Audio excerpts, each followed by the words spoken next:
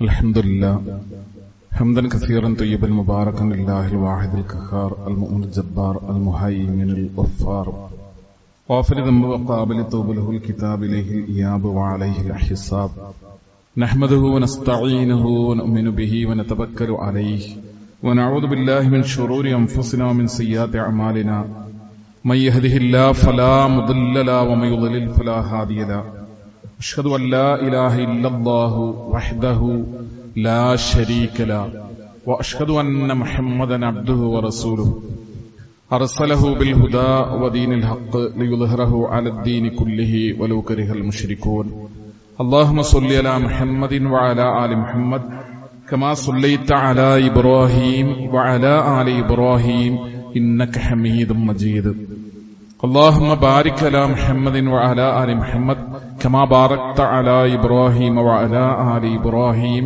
إنك حميد مجيد أما بعد فإن خير الكلام كلام الله وخير الهدي هدي محمد صلى الله عليه وسلم وشر الأمور محدثاتها وكل محدثة بدعة وكل بدعة ضلالة يا أيها الناس أوصيكم وإياي بتقوى الله أعوذ بالله السميع العليم من الشيطان الرجيم يا أيها الذين آمنوا اتقوا الله حق تقاته ولا تموتن إلا وأنتم مسلمون بسم الله الرحمن الرحيم قل أرأيتكم إن أتاكم عذاب الله أو أتتكم الساعة أغير الله تدعون إن كنتم صادقين ആദരണീയരായ വിശ്വാസികളെ, സഹോദരന്മാരെ, സഹോദരികളെ, കാരുണ്യവാനായ അള്ളാഹുവിന്റെ കൽപ്പനകളെയും നിർദ്ദേശങ്ങളെയും ശ്രദ്ധിക്കണമെന്നും സൂക്ഷിക്കണമെന്നും തഖ്വയോടുകൂടെ ജീവിക്കണമെന്നും ഓർമ്മപ്പെടുത്തുകയാണ്, ശക്തിയായി വസിയത്ത് ചെയ്യുകയാണ്.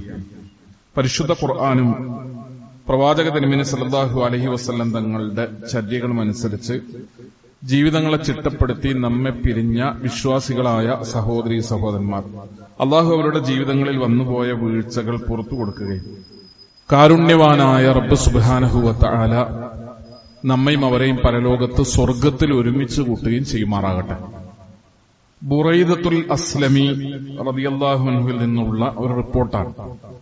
ഞങ്ങൾ നബി സല്ലല്ലാഹു അലൈഹി വസല്ലം തങ്ങളോട് ഒത്ത് 1000-ഓളം ആളുകൾ, അള്ളാഹുവിന്റെ പ്രവാചകൻ ഞങ്ങളോടൊത്ത് യാത്ര ചെയ്യുകയാണ്. നബി സല്ലല്ലാഹു അലൈഹി വസല്ലം തങ്ങൾ പെട്ടെന്നൊരു സ്ഥലത്തേക്ക് മാറി അദ്ദേഹം ഇരുന്നു. എന്നിട്ട് പ്രവാചക തിരുമേനി സല്ലല്ലാഹു അലൈഹി വസല്ലം ആരോടോ സംസാരിക്കുന്നത് പോലെ ഞങ്ങൾക്ക് ഇങ്ങനെ കണ്ടപ്പോ അള്ളാഹുവിന്റെ റസൂൽ ആരോടോ സംസാരിക്കുന്നത് പോലെ. അതിനുശേഷം പ്രവാചക തിരുമേനി സല്ലല്ലാഹു അലൈഹി വസല്ലം തങ്ങൾ കരയാൻ തുടങ്ങി. ഉമർ ബിൻ ഖത്താബ് റളിയല്ലാഹു അൻഹു, ഉമർ വളരെ പെട്ടെന്ന് അദ്ദേഹത്തിന്റെ അടുത്തേക്ക് ചെന്നു. എന്നിട്ട് നബി സല്ലല്ലാഹു അലൈഹി വസല്ലം തങ്ങളെ ആശ്വസിപ്പിച്ചു. ബുറൈദ റളിയല്ലാഹു അൻഹു ഈ സംഭവത്തിൽ അള്ളാഹുവിന്റെ പ്രവാചകൻ കരഞ്ഞതിനെ കുറിച്ച് പറയുന്ന ഒരു ഭാഗമുണ്ട്. നബി സല്ലല്ലാഹു അലൈഹി വസല്ലം ജീവിതത്തിൽ പലപ്പോഴും കരയുന്നത് ഞാൻ കണ്ടിട്ടുണ്ട്. പക്ഷേ അള്ളാഹുവിന്റെ റസൂൽ ഇങ്ങനെ കരയുന്നതിന് ഞാൻ ആദ്യമായാണ് സാക്ഷിയാകുന്നത്. വല്ലാതെ കരഞ്ഞു നബി തിരുമേനി സല്ലല്ലാഹു അലൈഹി വസല്ലം. ഉമർ ബിൻ ഖത്താബ് റളിയല്ലാഹു അൻഹു ചെന്നിട്ട് അള്ളാഹുവിന്റെ റസൂലിനെ ആശ്വസിപ്പിച്ചു, പറഞ്ഞ് സമാധാനിപ്പിച്ചു. എന്നിട്ട് ചോദിച്ചു, എന്തിനാണ് കരയുന്നത്?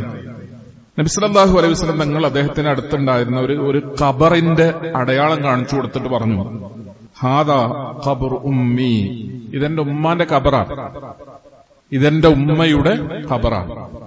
എന്നിട്ട് റസൂൽ പറഞ്ഞു സല്ലല്ലാഹു അലൈഹി വസല്ലം, ഇസ്തഗ്ദൻതു ലിറബ്ബി അൻ അസ്തഗ്ഫിറ ലി ഉമ്മി ഫലം യഅ്ദൻ ലി, എന്റെ ഉമ്മാക്ക് പുറത്തു കൊടുക്കണേ റബ്ബേ എന്ന് ഞാൻ പ്രാർത്ഥിക്കട്ടെയോ എന്ന് അള്ളാഹുവിനോട് ഞാൻ സമ്മതം ചോദിച്ചു.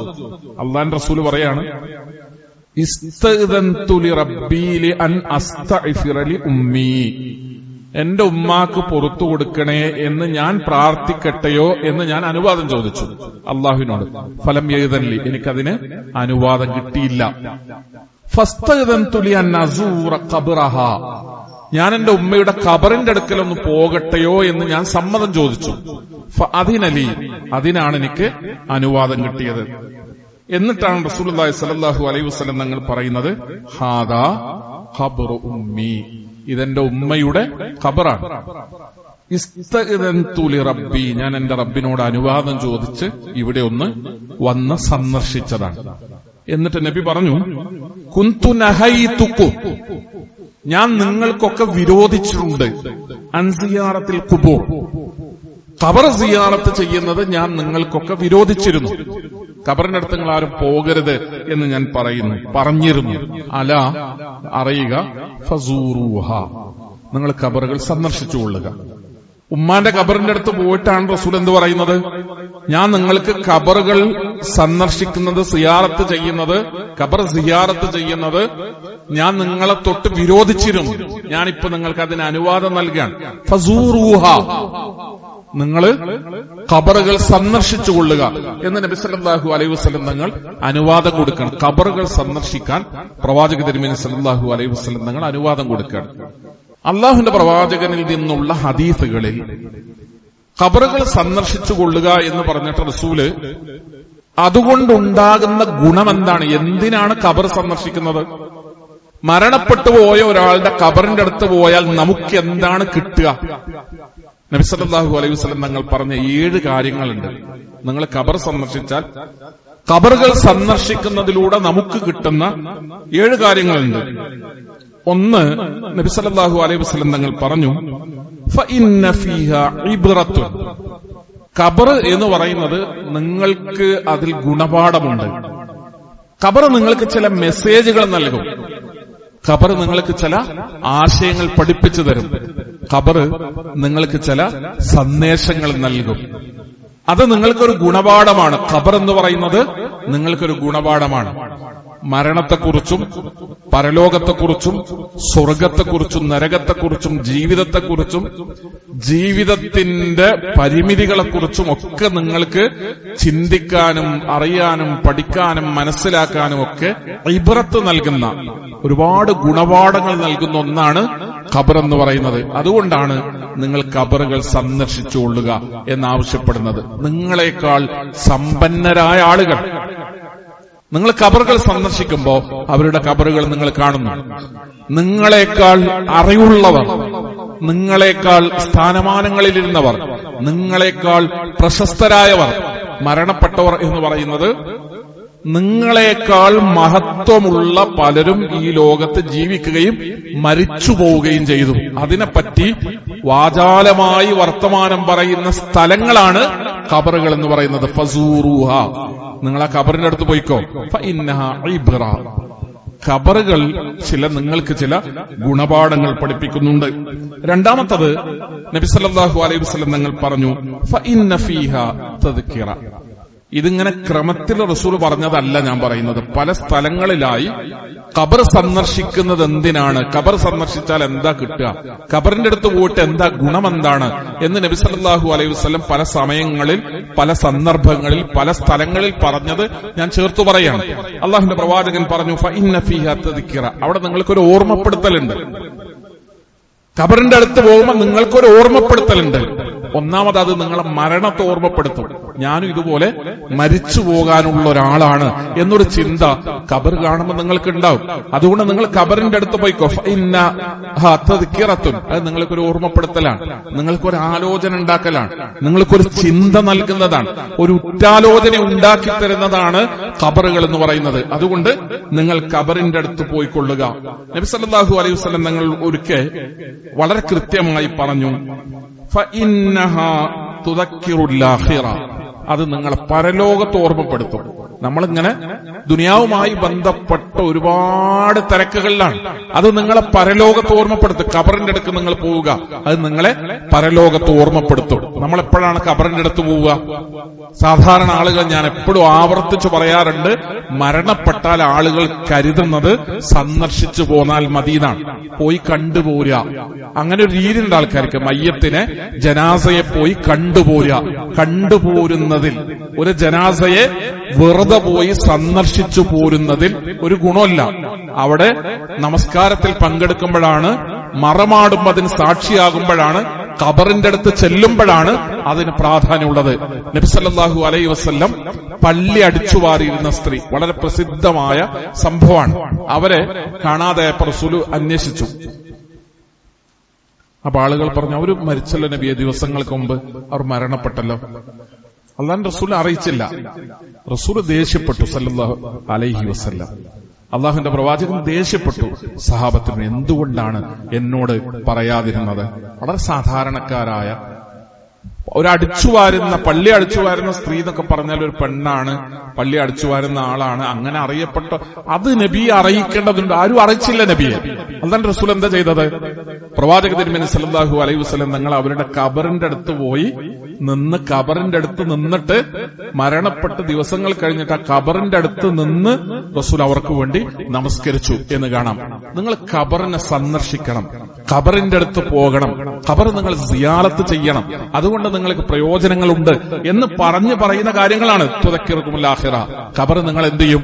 പരലോകത്ത് ഓർമ്മപ്പെടുത്തും, പരലോക ചിന്ത നിങ്ങൾക്ക് ഉണ്ടാകും. ഫഇന്നഹാ തുദക്കിറുൽ മൗത്ത്, അതാണ് റസൂൽ പറഞ്ഞു, നിങ്ങൾ മരണത്തെ കുറിച്ചുള്ള ഓർമ്മ ഉണ്ടാക്കും ഖബർ എന്ന് പറയുന്നത്. റസൂലുള്ളാഹി സ്വല്ലല്ലാഹു അലൈഹി വസല്ലം നിങ്ങൾ പറഞ്ഞു, ഫഇന്നഹാ തലീഖുൽ ഖൽബ്, നിങ്ങളുടെ ഹൃദയത്തിന്റെ കാഠിന്യം കുറക്കും, മനസ്സിന്റെ കട്ടി കുറക്കും, നിങ്ങളുടെ അഹങ്കാരത്തെ താഴ്ത്തും ഖബറുകൾ, നിങ്ങളുടെ കിബറിന് മായ്ച്ചു കളയും ഖബറുകൾ, നിങ്ങളുടെ മനസ്സിനെ മയപ്പെടുത്തും ഖബറുകൾ. അതാണ് റസൂൽ പറയാണ്, ഖബറ് നിങ്ങളുടെ മനസ്സിനെ മയപ്പെടുത്തും എന്ന് മുഹമ്മദ് മുസ്തഫ സല്ലല്ലാഹു അലൈഹി വസല്ലം നമ്മളെ പഠിപ്പിക്കുകയാണ്. മറ്റൊന്ന്, ആറാമത് നബി സല്ലല്ലാഹു അലൈഹി വസല്ലം നിങ്ങൾ പറഞ്ഞു, ഫഇന്നഹാ തസ്ഹദു ഫിദ്ദുനിയ, നിങ്ങൾക്ക് ദുനിയാവിൽ വിരക്തി ഉണ്ടാക്കും. അങ്ങനെ ഒരുപാട് ഓടിപ്പാഞ്ഞ് മണ്ടിപ്പാഞ്ഞ് കഷ്ടപ്പെട്ട് വലിച്ചു വാരി കൂട്ടി എല്ലാം ഉണ്ടാക്കാം, വെട്ടിപ്പിടിക്കാം, അങ്ങനെ തന്നെ അതിന്റെ പിന്നാലെ തന്നെ പോകാം, അത് മാത്രം മതി എന്നൊരു തോന്നലിൽ നിന്ന് ദുനിയാവിൽ ഇങ്ങനെ പരക്കം പായുന്ന, അത് കാരണം ജീവിതം മുഴുവൻ നഷ്ടപ്പെടുന്ന, ആഖിറവും നഷ്ടപ്പെടുന്ന, സ്വർഗനരകങ്ങളുടെ കാര്യത്തിലൊന്നൊരു ബോധമില്ലാത്ത ആ ഒരു അവസ്ഥയിൽ നിന്ന് നിങ്ങളെ രക്ഷപ്പെടുത്തും. ദുനിയാവിന്റെ കാര്യത്തിൽ നിങ്ങൾക്കൊരു വിരക്തി ഉണ്ടാക്കും. മതി എന്നൊരു തോന്നൽ ദുനിയാവിന്റെ കാര്യത്തിൽ നിങ്ങൾക്ക് ഉണ്ടാകും. ഫഇന്നഹാ തദ്മഉൽ ഐൻ, കരയാൻ ഖബർ നിങ്ങളെ സഹായിക്കും, ഖബർ നിങ്ങളെ കരയിപ്പിക്കും. ഖബർ നിങ്ങളെ അള്ളാഹുവിന്റെ ശിക്ഷയെക്കുറിച്ചും പരലോകത്തെക്കുറിച്ചും മരണത്തെക്കുറിച്ചും വരാനിരിക്കുന്ന ജീവിതത്തെക്കുറിച്ചുള്ള ചിന്ത നിങ്ങൾക്ക് ഉണ്ടാക്കി തരും. നിങ്ങളുടെ കൽബിടറും, നിങ്ങളുടെ തൊണ്ടയിടറും, നിങ്ങളുടെ ചുണ്ടുപറക്കും, നിങ്ങളുടെ കണ്ണു നിറയും, നിങ്ങൾ കരഞ്ഞുപോകും ഖബറിന്റെ അടുത്ത് പോകുമ്പോ എന്ന് പ്രവാചക തിരുമേനി സല്ലല്ലാഹു അലൈഹി വസല്ലം പഠിപ്പിക്കുകയുണ്ടായി. സഹോദരങ്ങളെ, ഞാൻ ഇങ്ങനെ ഖബറിനെ കുറിച്ച് നബി സല്ലല്ലാഹു അലൈഹി വസല്ലം തങ്ങൾ പറഞ്ഞ കാര്യങ്ങൾ നിങ്ങളുടെ ശ്രദ്ധയിൽപ്പെടുത്തുന്നത്, ഖബർ എന്താണ് അതിന്റെ പ്രയോജനം എന്ന് നബി പറഞ്ഞിട്ടുണ്ട്. അല്ലാഹുവിന്റെ റസൂൽ ആദ്യം വിരോധിച്ചത്, പിന്നീട് അനുവാദം നൽകിയതാണ് ഖബറിന്റെ അടുക്കൽ പോകാൻ. തുടക്കകാലത്ത് തന്നെ വിരോധിക്കപ്പെട്ട ഒരു കാര്യം പ്രവാചക തിരുമേനി സല്ലല്ലാഹു അലൈഹി വസല്ലം ഒരുപാട് നാൾ കഴിഞ്ഞിട്ടാണ് പിന്നീട് അതിന് അനുവാദം നൽകുന്നത്. ഖബറിന്റെ അടുത്ത് പോയി ആളുകൾ ചെയ്തു കൂട്ടുന്ന ഇന്ന് നമ്മൾ കാണുന്ന കാര്യങ്ങളും കർമ്മങ്ങളും പ്രവർത്തനങ്ങളും ഒക്കെ കാണുമ്പോൾ പ്രവാചക തിരുമേനി സല്ലല്ലാഹു അലൈഹി വസല്ലം ഖബർ സന്ദർശിക്കുന്നത് കൊണ്ട് ഉണ്ടാകും എന്ന് പറയുന്ന എന്ത് കാര്യമാണ് ഖബർ സിയാറത്തിലൂടെ ഇന്ന് ആളുകൾ കാട്ടിക്കൂട്ടുന്ന പ്രവർത്തനങ്ങളിലൂടെ ഉണ്ടാവുക? പ്രവാചക തിരുമേനി സല്ലല്ലാഹു അലൈഹി വസല്ലം തങ്ങൾ ഖബറിനെ കുറിച്ച് വളരെ ഗൗരവത്തോടുകൂടെ ഓർമ്മപ്പെടുത്തിയ, താക്കീത് ചെയ്ത കാര്യങ്ങളിലേക്ക് ആളുകൾ അകപ്പെട്ടു പോകുന്ന കാഴ്ചയാണ് നമുക്കിന്ന് കാണാൻ കഴിയുന്നത്. നിങ്ങൾ ആലോചിച്ച് നോക്ക്, നബി സല്ലല്ലാഹു അലൈഹി വസല്ലം തങ്ങൾ പറഞ്ഞു, 1,24,000 പ്രവാചകന്മാർ ലോകത്ത് കടന്നു വന്നത്. 1,24,000 പ്രവാചകന്മാർ അല്ലാഹുവിന്റെ റസൂലിന്റെ മുമ്പ് ലോകത്ത് കടന്നു വന്നു. 1,24,000 പ്രവാചകന്മാരിൽ അന്തിമ പ്രവാചകനാണ് മുഹമ്മദ് മുസ്തഫ സല്ലല്ലാഹു അലൈഹി വസല്ലം. ഈ 1,24,000 പ്രവാചകന്മാരിൽ അള്ളാഹുവിന്റെ പ്രവാചകൻ വ്യക്തമായി ഖബറിടത്തെ പറ്റി പറഞ്ഞത് മൂസാ നബി അലൈഹി ഇസ്ലാമിയുടേത് മാത്രമാണ്. മൂസാ നബി അലൈഹി ഇസ്ലാമിയുടെ ഖബറിടം, മൂസാ നബി അലൈഹി ഇസ്ലാം അള്ളാഹുവിനോട് പ്രാർത്ഥിക്കുകയും ആഗ്രഹം പ്രകടിപ്പിക്കുകയും ചെയ്യുന്നുണ്ട്. മൂസാ നബി അലൈഹി ഇസ്ലാം തന്റെ മരണസമയത്ത് അള്ളാഹുവിനോട് കരയുകയും ആഗ്രഹം പ്രകടിപ്പിക്കുകയും ചെയ്യുന്നുണ്ട്. എനിക്ക് ഇന്ന സ്ഥലത്താണ് മരണം എന്ന് ഫലസ്തീനിലെ ഒരു സ്ഥലം അദ്ദേഹം പറയുന്നുണ്ട്. ആ സ്ഥലത്ത് വെച്ചാണ് മൂസാ നബി അലൈഹി സ്വലാം മരണപ്പെടുന്നത്. പ്രവാചക തിരുമേനി സല്ലല്ലാഹു അലൈഹി വസല്ലം തങ്ങൾ അതറിയിപ്പിച്ചിട്ടുണ്ട് എന്നല്ലാതെ അള്ളാഹുവിന്റെ റസൂൽ ആ സ്ഥലം സന്ദർശിച്ചില്ല. ആ സ്ഥലം സന്ദർശിക്കാൻ ആരെയും പ്രവാചക തിരുമേനി സല്ലല്ലാഹു അലൈഹി വസല്ലം തങ്ങൾ പ്രേരിപ്പിച്ചതായി പോലും നമുക്ക് കാണാൻ കഴിയില്ല. അള്ളാഹുവിന്റെ റസൂൽ തന്റെ മുമ്പ് കടന്നു വന്ന 1,00,000 ചില്ലാനം വരുന്ന 24,000-ഓളം വരുന്ന ഈ പ്രവാചകന്മാരിൽ ഏതെങ്കിലും ഒരാളുടെ ഒരു ഖബറിനെ പറ്റി അള്ളാഹുവിന്റെ പ്രവാചകൻ ഏതെങ്കിലും നിലക്ക് അതിന്റെ ശ്രേഷ്ഠത പറഞ്ഞ് അവിടെ പോകുന്നതോ സന്ദർശിക്കുന്നതോ ആ പ്രവാചകന്മാരുടെ ഖബർ സന്ദർശിക്കുന്നത് കൊണ്ട് എന്തെങ്കിലും ഫളായിലുകൾ കിട്ടുമെന്നോ ഒന്നും നബി സല്ലല്ലാഹു അലൈഹി വസല്ലം തങ്ങൾ പറഞ്ഞതായി നമുക്ക് കാണാൻ കഴിയില്ല. സിറിയയിൽ അള്ളാഹുവിന്റെ റസൂലിന്റെ വഫാത്തിന് ശേഷം സിറിയയിൽ മുസ്ലിം സൈന്യം പല നാടുകളും കീഴടക്കി ഇങ്ങനെ മുന്നോട്ട് പോകുമ്പോൾ സിറിയയിൽ തുസ്തർ എന്ന് പറയുന്ന ഒരു സ്ഥലം അവിടെ എത്തിയപ്പോ അബൂ മൂസൽ അശ്അരി റളിയല്ലാഹു അൻഹു ഉമർ ഇബ്നു ഖത്താബ് റളിയല്ലാഹു അൻഹു വിവരം കൊടുക്കുകയാണ്. ഹുർമുസിന്റെ കൊട്ടാരത്തിൽ, അവിടുത്തെ ഭരണാധികാരിയുടെ ഹുർമുസിന്റെ കൊട്ടാരത്തിൽ അടക്കം ചെയ്യാതെ സൂക്ഷിച്ചു വച്ചൊരു മൃതദേഹം, ഒരു ജനാസ ഞങ്ങൾക്ക് കിട്ടിയിരിക്കുന്നു. ഖബറടക്കിയിട്ടില്ലാത്ത ഒരു ജനാസ ഞങ്ങൾക്ക് കിട്ടിയിരിക്കുന്നു. ഈ നാട്ടുകാരായ ആളുകളുടെ വിശ്വാസം ഇത് ദാനിയേൽ പ്രവാചകന്റേതാണ് എന്നാണ്.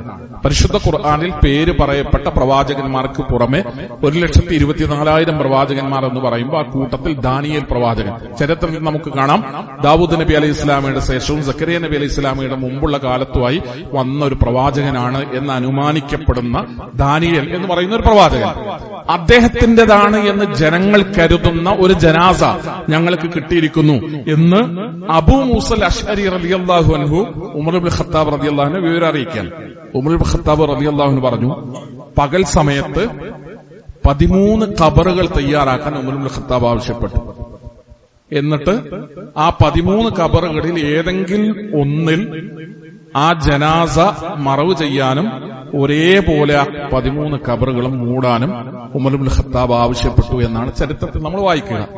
എന്തിനാണ് ഇത്ര ഒരു ശ്രദ്ധയും സൂക്ഷ്മതയും ജാഗ്രതയും ഒക്കെ ഉമർ ഇബ്നു ഖത്താബ് കാണിക്കുന്നത്?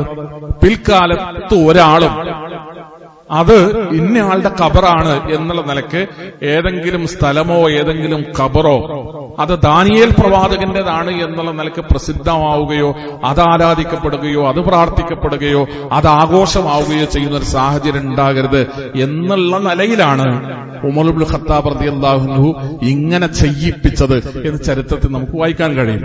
13 ഖബറുകൾ, ഒരു ജനാസ മറവ് ചെയ്യാൻ വേണ്ടി 13 ഖബറുകൾ പകൽ സമയത്ത് കുഴിച്ചിടുകയാണ്.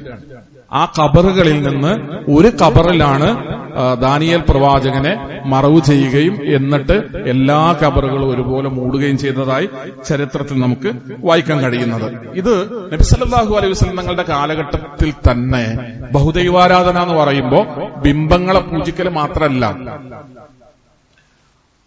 ആദരവിന്റെ പേരിൽ ആദരിക്കുകയാണെന്ന വ്യാജേന ഖബറുകൾ ആരാധിക്കപ്പെടുന്ന ഒരു രീതി നബി സല്ലല്ലാഹു അലൈഹി വസല്ലം തങ്ങളുടെ കാലഘട്ടത്തിൽ തന്നെ ഉണ്ടായിരുന്നു. അല്ലാഹു റസൂൽ ജീവിച്ചിരിക്കുന്ന കാലത്ത് തന്നെ ഖബറുകളോട് അങ്ങനെ ഒരു മനോഭാവം ആളുകൾക്ക് ഉണ്ടായിരുന്നു. അതുകൊണ്ടാണ് നബി സല്ലല്ലാഹു അലൈഹി വസല്ലം തങ്ങൾ മക്ക ഫതഹിന്റെ അന്ന് ചെറു സംഘങ്ങളായി പല ആളുകളെയും വിളിച്ച് പല ഉത്തരവാദിത്തങ്ങളും ഏൽപ്പിച്ച കൂട്ടത്തിൽ ഖാലിദ് ഇബ്നു വലീദിനെ വിളിച്ച് റസൂലുള്ളാഹി സ്വല്ലല്ലാഹു അലൈഹി വസല്ലം തങ്ങൾ ചില കാര്യങ്ങൾ ആവശ്യപ്പെടുന്നുണ്ട്. അലി ഇബ്നു അബീ ത്വാലിബ് റളിയല്ലാഹു അൻഹു വിളിച്ച് അള്ളാഹുവിന്റെ റസൂൽ ചില കാര്യങ്ങൾ ഏൽപ്പിക്കുന്നുണ്ട്. ജരീർ റളിയല്ലാഹുവിനോട് നബി സല്ലല്ലാഹു അലൈഹി വസല്ലം തങ്ങൾ ചില ഉത്തരവാദിത്തങ്ങൾ ഏൽപ്പിച്ചു എന്ന് കാണാം. ആ കൂട്ടത്തിൽ മക്ക ഫതഹിന്റെ അന്ന് അലി ഇബ്നു അബീ ത്വാലിബ് റളിയല്ലാഹുവിനോട് റസൂൽ പറയാണ്, മക്ക ഫതഹായി, മക്ക മുഴുവനും മുസ്ലിങ്ങളുടെ ഇസ്ലാമിക ഭരണത്തിന്റെ കീഴിലായി. റസൂലുള്ളാഹി സ്വല്ലല്ലാഹു അലൈഹി വസല്ലം തങ്ങൾ പറഞ്ഞു, അല്ലാത്തത് തിൻസാനൻ ഇല്ലാ തമസ്തഹു. മക്ക വിജയിക്കുന്നതിന് മുമ്പ് മക്കയിൽ കഅബാലയത്തിലടക്കം വിഗ്രഹങ്ങളും ബിംബങ്ങളും ഒക്കെ വെച്ച് പൂജിക്കപ്പെടുന്ന സാഹചര്യങ്ങൾ ഉണ്ടായിട്ടുണ്ട്. അതൊന്നും ഇനി മക്കയിലോ പരിസരങ്ങളിലോ പവിത്ര പ്രദേശങ്ങളിലൊന്നും ആരാധിക്കപ്പെടുന്ന ബിംബങ്ങളും വിഗ്രഹങ്ങളും ഉണ്ടായിക്കൂടാ. അതിന്റെ കൂടെ നബി സല്ലല്ലാഹു അലൈഹി വസല്ലം തങ്ങൾ പറയാണ്, വലാ ഖബ്റൻ മുശ്രിഫൻ, അതിരുവിട്ട് ആദരിക്കപ്പെടുന്ന ഖബറുകൾ കണ്ടാൽ ഇല്ലാ സബ്ബൈതഹു, അലി അത് തട്ടി നിരപ്പാക്കാതിരിക്കരുത് എന്ന് പറഞ്ഞ് അള്ളാഹുവിന്റെ റസൂൽ അലി ഇബ്നു അബീ ത്വാലിബിനെ ചുമതലയേൽപ്പിക്കാൻ. എന്ത് ചെയ്യുന്ന ഖബറാണ്? ആളുകൾ ഇങ്ങനെ കൈ ഉയർത്തി പ്രാർത്ഥിക്കുന്ന ഖബർ കണ്ടാൽ എന്നല്ല, ആളുകൾ ഇങ്ങനെ ഏതെങ്കിലും നിലക്ക് ആരാധിക്കുന്ന ഖബർ കണ്ടാൽ എന്നല്ല, നബി സല്ലല്ലാഹു അലൈഹി വസല്ലം തങ്ങൾ പറഞ്ഞ ഷറഫാക്കപ്പെടുന്ന ഖബർ ഇല്ല ഖബ്റ മുശ്രിഫൻ, ആളുകൾ അതിരുവിട്ട് ആദരിക്കുന്ന കെട്ടി ഉയർത്തപ്പെട്ട ഖബർ കണ്ടാൽ സവ്വൈതഹു, അത് ഭൂമിയോട് നിരപ്പാക്കുക. ഇല്ല സവ്വൈതഹു, കെട്ടി ഉയർത്തപ്പെട്ട ഖബറിനെ ഭൂമിയോട് സമനിരപ്പാക്കണം എന്ന് മുഹമ്മദ് മുസ്തഫ സല്ലല്ലാഹു അലൈഹി വസല്ലം പഠിപ്പിക്കുകയാണ്. അതുകൊണ്ട് ഖബർ സിയാറത്ത് എന്ന് പറയുന്ന ഒരു സംഭവം ഉണ്ട്. അതെന്തിനാണ്? നേരത്തെ പറഞ്ഞ 6-7 കാര്യങ്ങളുണ്ട്. അങ്ങനെ ഉണ്ടെങ്കിലാണ് ഖബറുകൾ സിയാറത്ത് ചെയ്യേണ്ടത്. അതില്ലെങ്കിൽ അതിനല്ലെങ്കിൽ ഒരിക്കലും ഖബറുകൾ സിയാറത്ത് ചെയ്യാൻ പാടില്ല എന്നാണ്. അതിനല്ലാതെ ഖബറുകൾ സിയാറത്ത് ചെയ്യാൻ പാടില്ല എന്നാണ്. ശിർക്കൻ വിശ്വാസങ്ങളുടെ കാര്യങ്ങൾക്ക് വേണ്ടി ഖബറിന്റെ അടുക്കലേക്ക് പൊയ്ക്കൂടാ എന്നാണ്. ഖബറിന്റെ അടുത്തുനിന്നോ ഖബറിന്റെ അകത്തുനിന്നോ മറ്റൊന്നും പ്രതീക്ഷിച്ചുകൂടാ എന്നാണ് പ്രവാചക തിരുമേനി സല്ലല്ലാഹു അലൈഹി വസല്ലം നമ്മളെ പഠിപ്പിക്കുന്നത്. അള്ളാഹുവിന്റെ പ്രവാചകൻ നേരത്തെ പറഞ്ഞതുപോലെ സ്വഹാബികളോടൊപ്പം യാത്ര ചെയ്യുമ്പോൾ ഒരു കൂട്ടം ആളുകളെ കണ്ടു. ബറാ ഇബ്നു മാലിക് റളിയല്ലാഹു അൻഹു പറയാണ്, ഒരു കൂട്ടം ആളുകളെ കണ്ടപ്പോൾ റസൂൽ ചോദിച്ചു, അവരെന്താണ്, അവിടെ എന്താണ് ഒരാൾക്കൂട്ടം, അതെന്താണ്?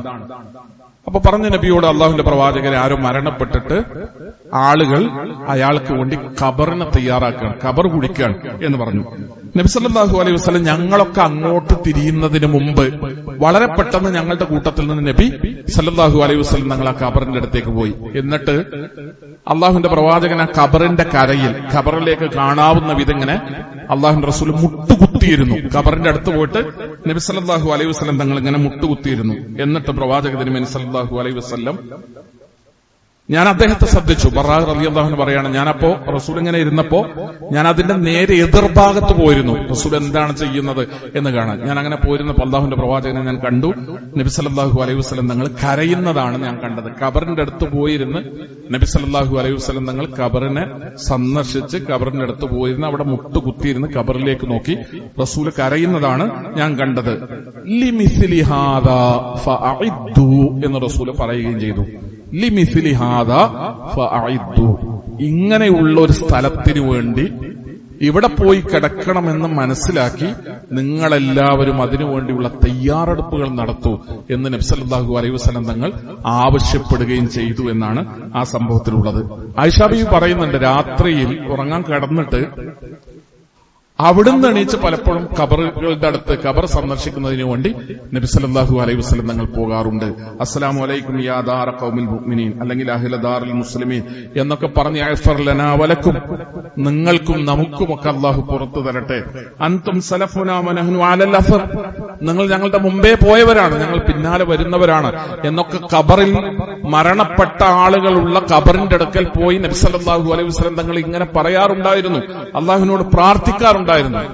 അള്ളാഹു നമുക്കും നിങ്ങൾക്കൊക്കെ പുറത്തു തരട്ടെ എന്ന് പറയാറുണ്ടായിരുന്നു പ്രവാചക തിരുമേനി സല്ലല്ലാഹു അലൈഹി വസല്ലം എന്ന് നമുക്ക് കാണാൻ കഴിയും. ആ നബി ഖബറുമായി ബന്ധപ്പെട്ട് നമ്മളെ വസിയത്ത് ചെയ്ത ഒരു കാര്യമുണ്ട്, അള്ളാഹുവിനോട് പ്രാർത്ഥിച്ചൊരു കാര്യമുണ്ട്. അത് വർത്തമാനകാലത്ത് മുസ്ലിം സമുദായം വളരെ ഗൗരവത്തോടുകൂടെ കേൾക്കുകയും ചിന്തിക്കുകയും ചെയ്യേണ്ട കാര്യമാണ്.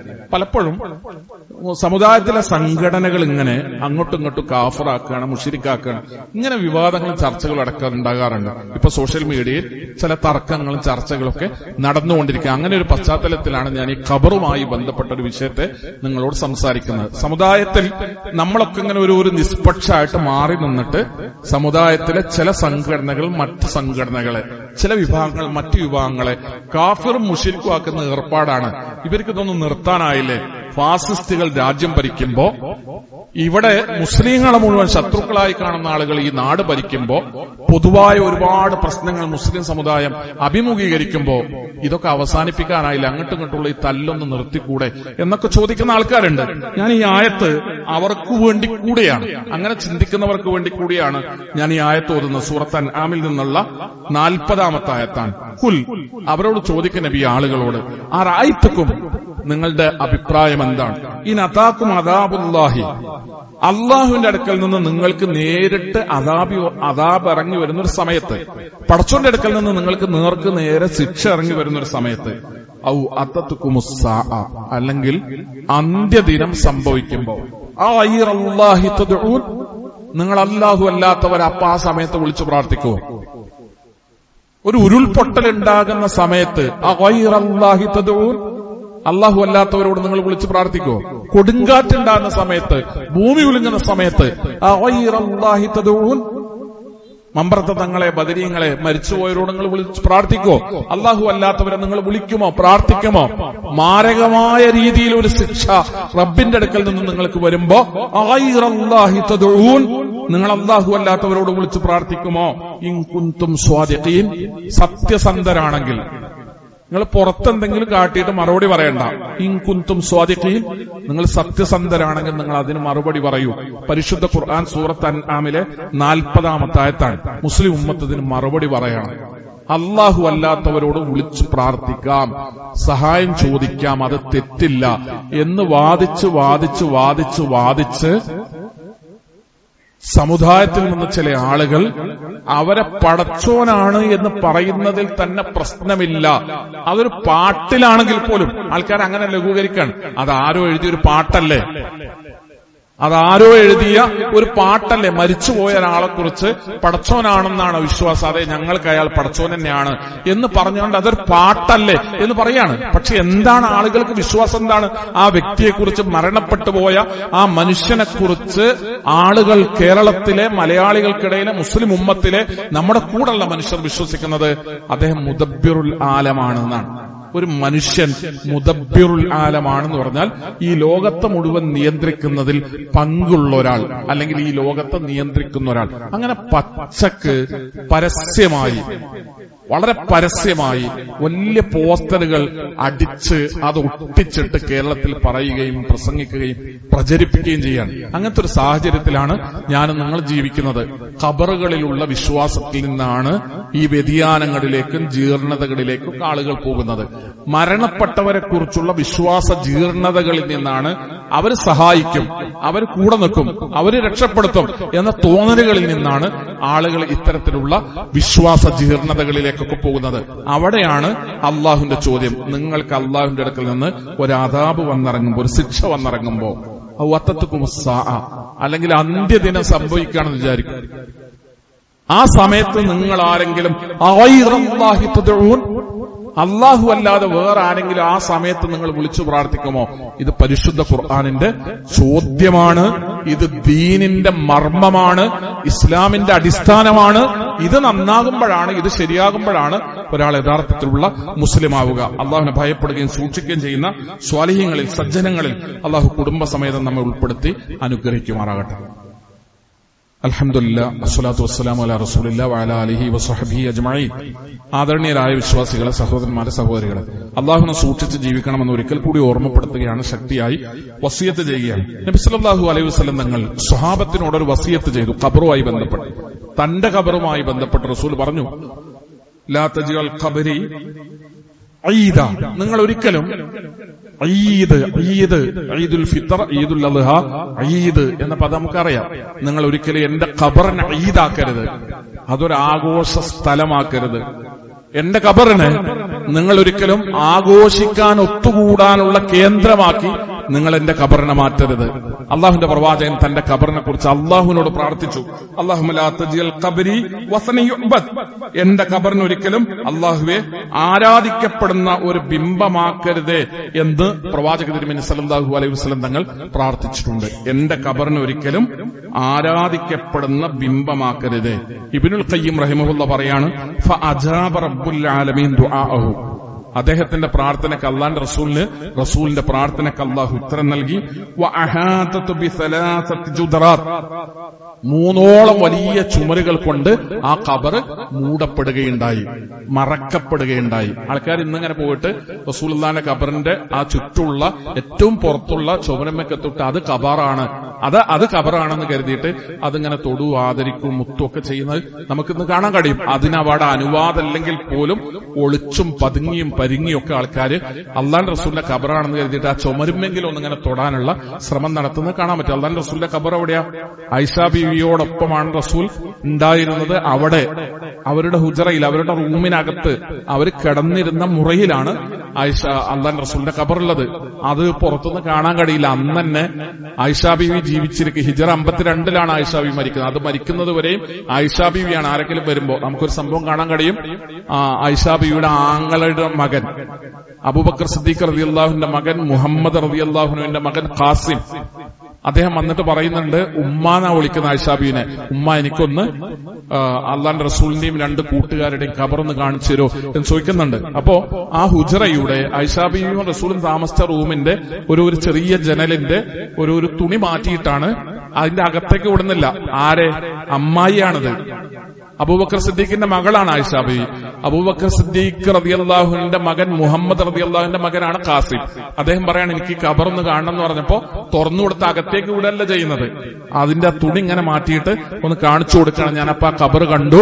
അദ്ദേഹം ഖാസിം റളിയല്ലാഹു പറയാണ്, ഞാൻ ആ ഖബർ കണ്ടു, ഉയർത്തിയിട്ടില്ല, ഭൂമിയുടെ നിരപ്പിൽ നിന്ന് താന്ന് നിൽക്കുന്നില്ല, വെള്ള നിറത്തിലുള്ള ചരൽക്കല്ലുകൾ കൊണ്ടിങ്ങനെ അടയാളമിട്ട 3 ഖബറുകൾ കാണുകയുണ്ടായി. അതാണ് റസൂലുള്ളാഹിന്റെ ഖബർ. കെട്ടി ഉയർത്തപ്പെട്ടില്ല അള്ളാഹുവിന്റെ പ്രവാചകന്റെ ഖബർ. അതിന് മറവാണ് കെട്ടിയിട്ടുള്ളത്, അതിന് ചുറ്റുമതിലാണ് കെട്ടിയിട്ടുള്ളത്. അതങ്ങനെ സംരക്ഷിക്കപ്പെട്ടിരിക്കുകയാണ്. നമ്മൾ പൊന്നാനി ചെല്ലുമ്പോ ഷെയ്ഖ് സൈനുദ്ദീൻ മക്ദൂം 15-16 നൂറ്റാണ്ടിൽ കേരളത്തിലെ മുസ്ലിങ്ങൾക്ക് വിദേശത്ത് പോയിട്ട് ഹറമിലടക്കം പോയി മഹാന്മാരായ പണ്ഡിതന്മാരിൽ ദീൻ പഠിച്ച വലിയ പണ്ഡിതനാണ് ഷെയ്ഖ് സൈനുദ്ദീൻ മക്ദൂം ഒന്നാമനും ഷെയ്ഖ് സൈനുദ്ദീൻ മക്ദൂം രണ്ടാമനും. അവർ പൊന്നാനിയിലുണ്ടായിരുന്നത്.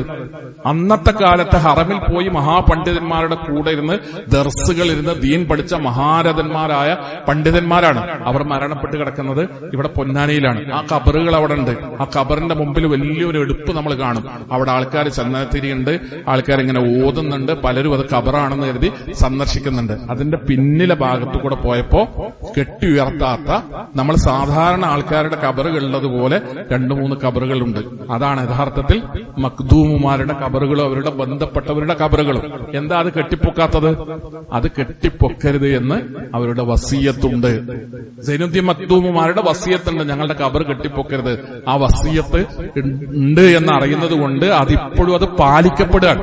എന്നാൽ അവരെ വെച്ചും ചൂഷണം ചെയ്യണം എന്ന് പൗരോഹിത്യത്തിന് നിർബന്ധമുള്ളതുകൊണ്ട് അതിന്റെ ഇപ്പുറത്ത് ഖബർ കാണാത്ത വിധം വലിയൊരു എടുപ്പുണ്ടാക്കിയിട്ട് അതിനകത്ത് ഓത്തും, അതിനകത്ത് ചന്ദനത്തിരിയും, അതിനകത്ത് ദിക്കറും, അതിനകത്ത് സലാത്തും എന്ന് പറഞ്ഞിട്ട് അവിടെ അങ്ങനെ ഒരു ചടങ്ങുണ്ടാക്കിയ ആൾക്കാർ, പുരോഹിതന്മാർ കൂടുന്ന ഒരു കാഴ്ച നമ്മൾ കിലോമീറ്റർ 3-4 കിലോമീറ്റർ പോയാൽ നമ്മൾ കാണുക.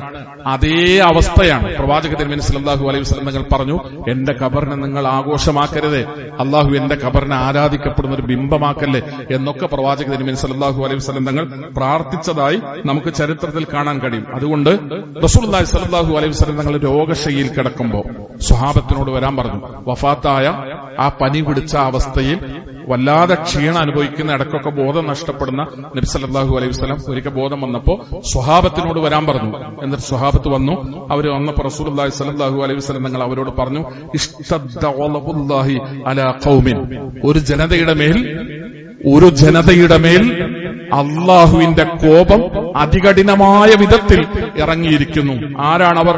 ഇത്തഖദു ഖുബൂറ അംബിയാഇഹിം മസാജിദ, അവർ അവരുടെ അമ്പിയാക്കൾ മരണപ്പെട്ടപ്പോ മരണപ്പെട്ട അമ്പിയാക്കളുടെ ഖബറുകളെ അവർക്ക് സുജൂദ് ചെയ്യാനും തലകുനിക്കാനും ആരാധിക്കാനും പ്രാർത്ഥിക്കാനുള്ള സ്ഥലമായി സ്വീകരിച്ചവർ, അവരുടെ മേൽ അള്ളാഹുവിന്റെ കോപം കഠിനമായിരിക്കുന്നു എന്ന് പ്രവാചക തിരുമേനി സല്ലല്ലാഹു അലൈഹി വസല്ലം തങ്ങൾ പറഞ്ഞു. വഫാത്താകുന്നതിന്റെ ദിവസങ്ങൾക്ക് മുമ്പ് സ്വഹാബത്തിനെ വീട്ടിലേക്ക് വിളിച്ചു വരുത്തിയിട്ട് നമ്മൾ ചിന്തിക്കുക, എന്തിനാണ് അല്ലാഹുവിന്റെ റസൂൽ അങ്ങനെ പറഞ്ഞതെന്ന്. സഹോദരങ്ങളെ, ഖബറിന്റെ അടുത്ത് പോയി ഖബറാളിയോട് പ്രാർത്ഥിക്കുന്നത്, സഹായം ചോദിക്കുന്നത്, രക്ഷ തേടുന്നത്, ഖബറിൽ നിന്ന് പുണ്യം പ്രതീക്ഷിക്കുന്നത്, ഖബർ മൂടുന്നത്, ഒരു വാഹനം വാങ്ങിയാൽ ഖബറിന്റെ അടുത്ത് പോവുക, എന്നിട്ട് ആ ഖബറിനെ മൂടിയ തുണി വാഹനത്തുമെന്ന് മൂടുക, എന്നിട്ട് ഈ വാഹനത്തിന് പിന്നീട് ഒരു അപകടവും പറ്റില്ല എന്ന് വിശ്വസിക്കുക. അവിടുത്തെ എണ്ണ, അവിടുത്തെ തൈലം, അവിടുത്തെ പൂജ, ഇതെല്ലാം അനിസ്ലാമികമാണ്.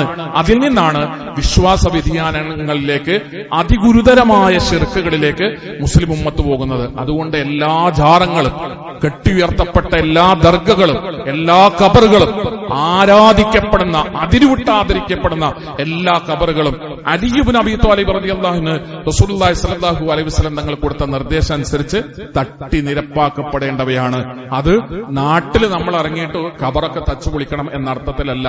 നമ്മുടെ മനസ്സിനകത്തു നിന്ന് കെട്ടിയുയർത്തപ്പെട്ട എല്ലാ ഖബറുകളും തട്ടി നിരപ്പാക്കപ്പെടണം. അള്ളാഹുവിൽ മാത്രം പ്രതീക്ഷർപ്പിക്കുന്ന, അള്ളാഹുവിനെ മാത്രം അവലംബിക്കുന്ന, അള്ളാഹുവിനോട് മാത്രം പ്രാർത്ഥിക്കുന്ന, അള്ളാഹുവിലേക്ക് മാത്രം അടുക്കുന്ന, അള്ളാഹുവിൽ മാത്രം തവക്കുൽ ചെയ്യുന്ന, അള്ളാഹു അള്ളാഹുവിനോട് മാത്രം സഹായം ചോദിക്കുന്ന സജ്ജനങ്ങളായി സ്വാലിഹ്യങ്ങളായി സത്യവിശ്വാസികൾ മാറണം. അള്ളാഹു അത്തരത്തിലുള്ള സ്വാലിഹ്യങ്ങളിൽ സജ്ജനങ്ങളിൽ സദ്വൃത്തവാന്മാരിൽ കുടുംബസമേതം നമ്മെ ഓരോരുത്തരെയും ഉൾപ്പെടുത്തി അനുഗ്രഹിക്കുമാറാകട്ടെ. തഖ്വയോടുകൂടെ ജീവിക്കാനും ഈമാനോടുകൂടെ മരണപ്പെടാനുള്ള സൗഭാഗ്യം അള്ളാഹു നമുക്ക് ഓരോരുത്തർക്കും പ്രദാനം ചെയ്യുമാറാകട്ടെ. രോഗികളായ സഹോദരി സഹോദരന്മാർ അള്ളാഹു അവരുടെ രോഗങ്ങളെ ശിഫയാക്കി കൊടുക്കുമാറാകട്ടെ. അല്ലാഹുമ്മ ഫിൽ മുഅ്മിനീന വൽ മുഅ്മിനാത്ത് വൽ മുസ്ലിമീന വൽ മുസ്ലിമാത്ത് വൽ അഹ്യാഉ മിൻഹും വൽ അംവാത്ത് ഇന്നക മുജീബുദ് ദഅവാതി യാ ഖാദിയൽ ഹാജാത്ത്. اللهم اجرنا من النار اللهم اجرنا من النار اللهم اجرنا من النار. اللهم اعز الاسلام والمسلمين واذل الشرك والمشركين. اللهم اعز الاسلام والمسلمين واذل الشرك والمشركين. اللهم اعز الاسلام والمسلمين واذل الشرك والمشركين. ربنا اصرف عنا عذاب جهنم ان عذابها كان غراما انها ساءت مستقرا ومقاما. ربنا آتنا في الدنيا حسنه وفي الاخره حسنه وقنا عذاب النار.